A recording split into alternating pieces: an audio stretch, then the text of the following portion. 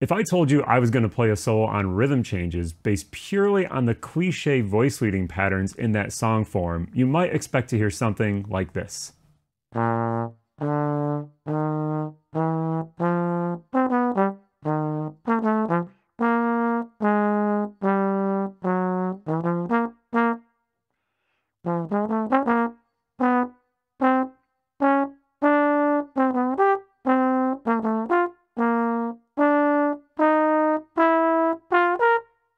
Now, there's certainly nothing wrong with that voice leading, but I think most of us might rather sound something like this.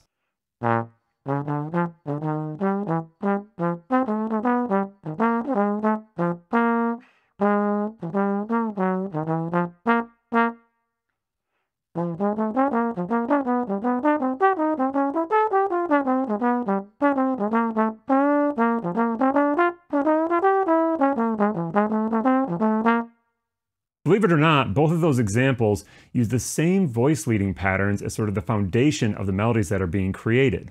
In today's lesson, we're going to dig into how we can use some of these sort of cliche ideas or voice leading patterns on rhythm changes and actually turn them into things that sound like what, to my ear, is convincing bebop playing.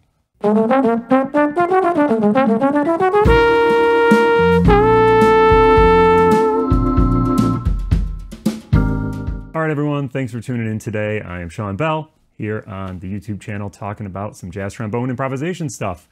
This is part 2, as the title says, for our kind of breakdown of rhythm changes. We're delving into this in a couple of different sort of video episodes because it's a big topic, something important for us to work on as improvisers.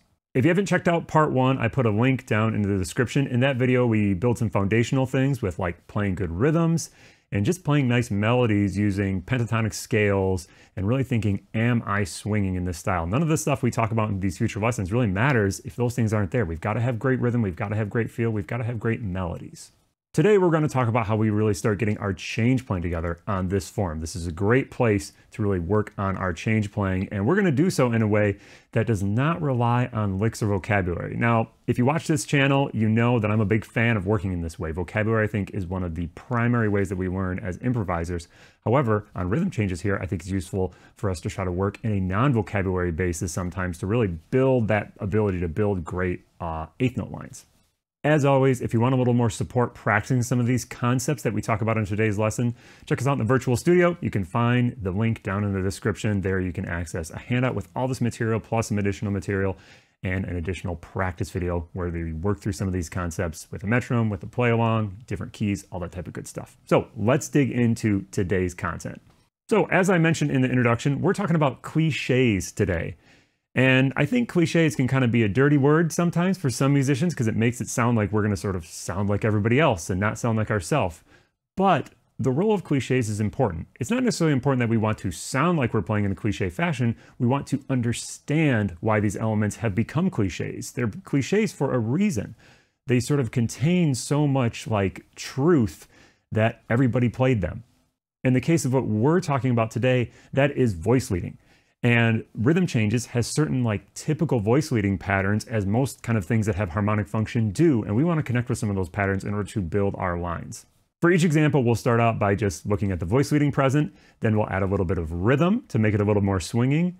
Then we'll start to add a few extra chord tones to kind of that foundational voice leading that's there. And then finally, to make the most complicated one, we're going to start to add some approach notes, maybe some enclosures, that type of stuff. So it really sounds like an idiomatic bebop line. Okay, let's look at example 1. Now, in each one of these, we're just going to work on the A sections, and we do have to recognize that there's a little bit of harmonic variation here in rhythm changes. So our most base rhythm changes we would think is a 1-6-2-5 for the first 2 measures. And so that's going to be B flat to G to C to F. For this example, we actually are going to want to think about that second chord either being a G dominant 7th chord or possibly a B diminished chord. And then when we get to the second measure, our F7 chord, rather than think about it as F7, we're going to think about it as a C sharp diminished, or you could think about it as A7. That is leading us to bar 3, which has a D minor chord on the downbeat of 1. This is a really common substitution. It depends on what rhythm change tune you're playing. It also just depends on what the rhythm section is playing. So it's important to recognize that there's a little bit of variation on example 3 and 4. We'll talk about a similar thing, but 1 and 2 are both going to use this sort of B flat to B diminished to C minor to C sharp diminished sort of pattern. So here's the voice leading on example 1. Now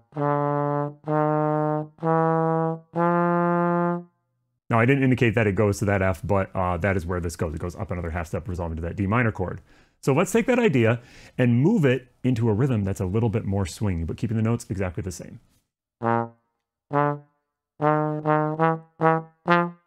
Already sounds much, much more like an actual improvisational idea. So what we want to do to build these out, and I'll describe it on this first one, the next couple examples we might go through a little faster, we want to start to add some of the other chord tones that are present on these different changes. So here, we're really just mostly going to think about going up a third and then maybe resolving back down and that type of stuff. Let's look at the example and I think you'll see what I'm talking about.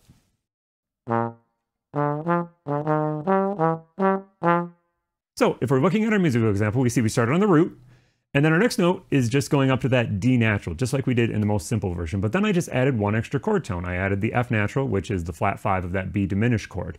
Then I go back down to the D. So I'm just alternating between those two notes. Then I land on the third again of my C minor chord, just like I did in the most simple version. And then that goes up a half step to my E natural, which is a member of my C sharp chord.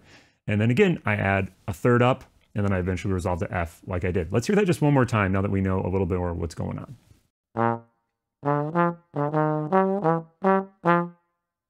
Cool. Let's go one step further in complexity here and add a few maybe approach notes or passing notes or enclosures.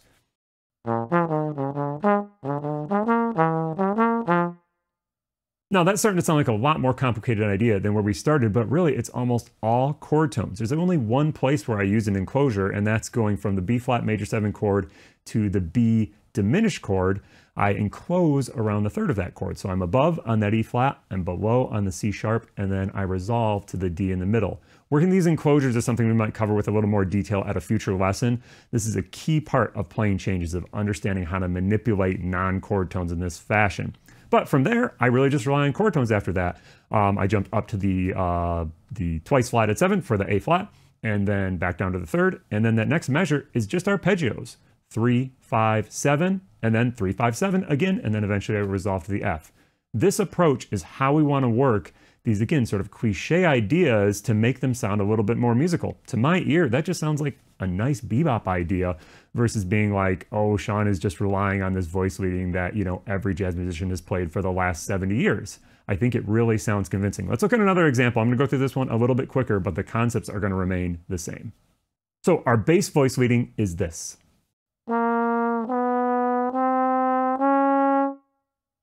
We're just walking up, hitting each root of those chords, again, with these little bit of altered changes. And even if you were thinking in terms of that second chord is a G7 flat 9 chord, this still works. So it doesn't have to be these specific changes.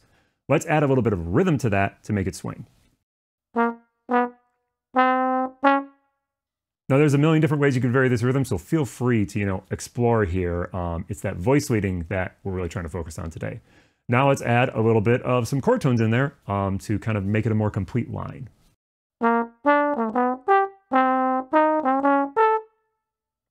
So there you could see that I actually hit a G on the top of that first measure and then an A natural on the top of that second measure.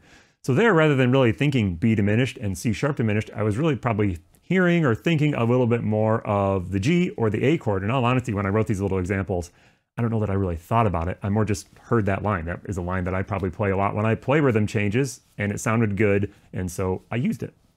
Okay, let's look at our most complicated version. This is actually one that I played in the example up top.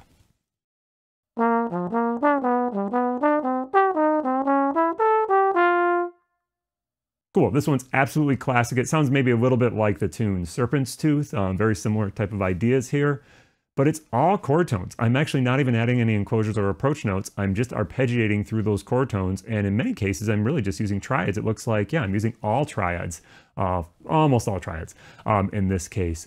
And so we can really use these sort of fundamental melodic concepts of voice leading, and we add just a little bit of extra stuff to them. They really sound convincing.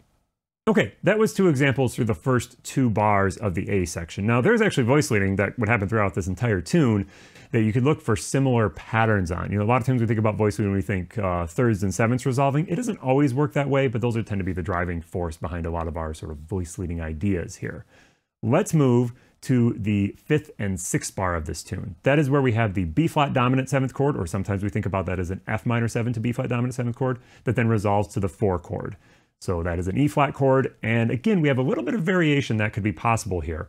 On that 4 chord, we oftentimes think that that's like maybe an E flat dominant 7th to a E diminished 7, a fully diminished 7. However, there's a couple other things that can happen on that diminished chord, just like we talked about in the first 2 bars. Sometimes it can be an E flat minor 6th chord. Sometimes it can be an A flat dominant 7th chord. They're just slightly different ways of resolving here.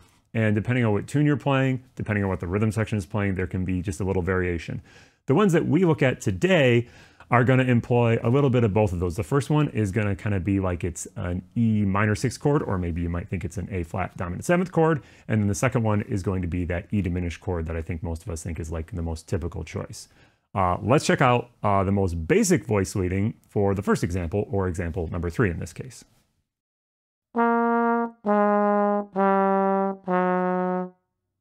So just moving down through that voice leading from the root to the flat 7 to the 3rd. That's a classic kind of resolution. And then in this case, we go to that flat 3rd on the E flat minor 6th chord. Let's add some rhythm to make it swing.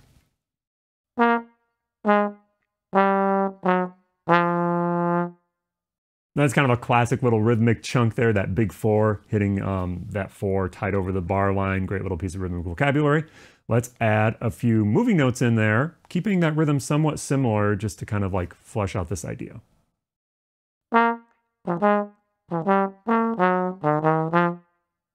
Okay, now there I did have a few passing notes just to kind of finish off the line.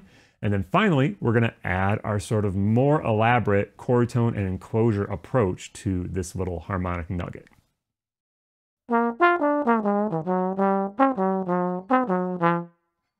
Cool, so there you can see I just arpeggiate that B flat chord and then kind of a enclosure around the 3rd of the E flat chord. Classic enclosure kind of style there.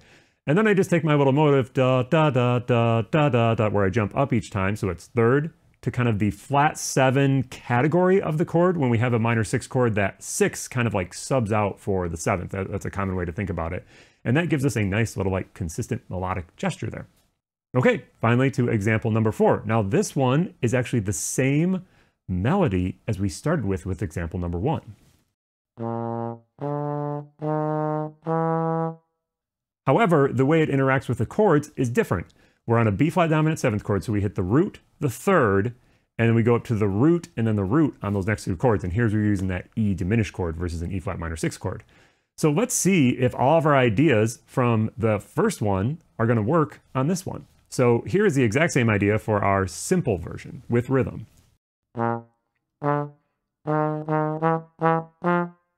Totally works. The next bar, we could probably think of it as like a D minor 7 chord, which is part of a 3-6-2-5 going back to the top.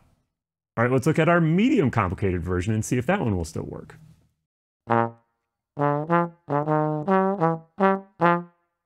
Also sounds great. Again, hitting the chords in a different way, but the melody is strong, so it feels great. All right, let's see our last one. This one's a little more complicated, so we'll see if it still works here.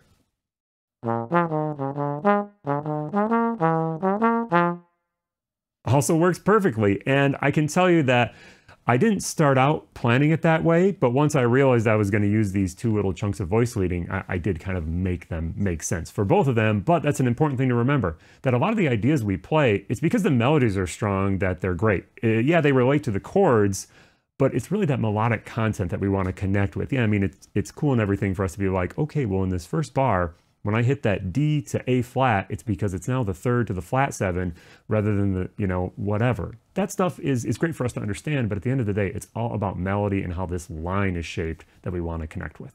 All right, let's throw all of this into the pot and see what comes out. So I'm going to play 2 A's of rhythm changes here, using some of these concepts that we just talked about with a play along, so you can hear them in context. That's really important here, so we can hear how it connects with where the time is and where the harmony is. So I'm going to use 2 of our cliches that we talked about as sort of my foundational elements. I'm going to use one on the first 2 bars and then one on the 5th and 6th, excuse me, yes, 5th and 6th bar where we go to the 4 chord. So I'm going to use these 2.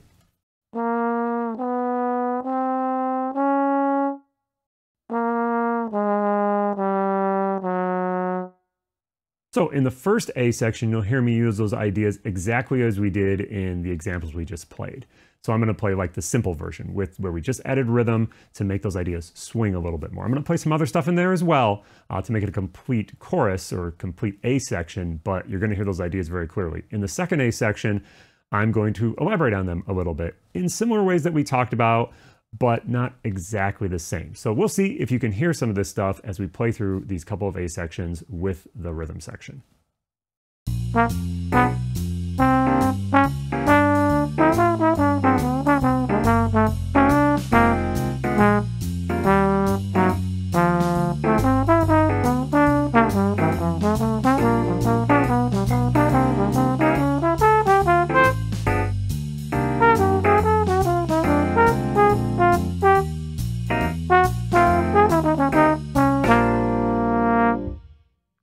All right, that's all we've got for part 2 of our rhythm changes practice here. There'll be a couple more of these that will cover some other areas of playing this tune, really getting into how we play the harmony in a totally free-form way with no vocabulary, not necessarily relying on voicing or any of that type of stuff, so that we can build good lines in the future. But for today, practice some of this stuff. If you're interested in a little more support, check us out at the virtual studio. You know where to find the link and all that kind of good stuff down in the description. And other than that, we'll see you in the woodshed.